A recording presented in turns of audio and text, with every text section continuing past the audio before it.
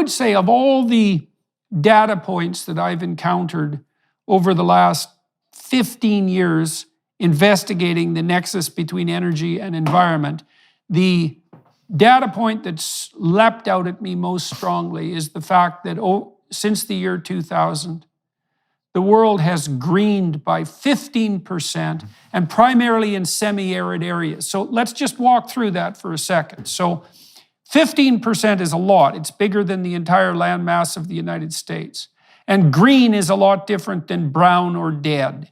And semi-arid means that plants are growing in places that are damn near deserts. And as far as I can tell, that's pretty much the opposite of what the climate apocalypse prognosticated. And more than that, I can't shake the suspicion, and I would love to be corrected on this if you can see somewhere that I'm wrong. Why the hell isn't that good news, especially when it's also allied with the fact that our crops are much more productive as a consequence too? So I could say, hey, look at this. It turns out that there's no more effective way of delivering fertilizer for plants worldwide than to burn fossil fuels. Yeah, so let's back up on the science for a second first. So plants love CO2, right? We pump CO2 into greenhouses in order to get the plants to grow better.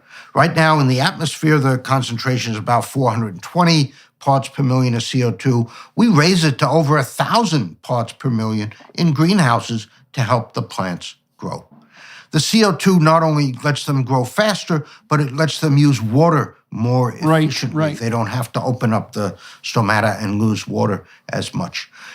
Your 15% since 2000, if you'd asked me, I would have said it's more like 40% since the 1980s. All right, so yeah, things are growing better on Earth since 1980. Wow. Right? Something called the leaf area index has gone up. NASA produces maps that show this. They write press releases that show this, but somehow it's not really present in the media. Okay, so how come we can't take the stance that carbon dioxide is a net good? Because that's such a walloping statistic. 40% since the 1980s. I mean, I don't know of another set of data that has, well, let's call that scale. Right, that's really something. And green... That's important, right? And if you look at the agricultural yields and so on, whether it's in the US or India, has been going gangbusters on producing crops. This is certainly one of the benefits, and it's a significant one. That has to be weighed against hypothetical, detrimental effects from global warming. And the net of them is a few percent. Again, it's in the noise. You can't distinguish it. There are other factors about human well-being that are much more important than whether the climate's changing or not.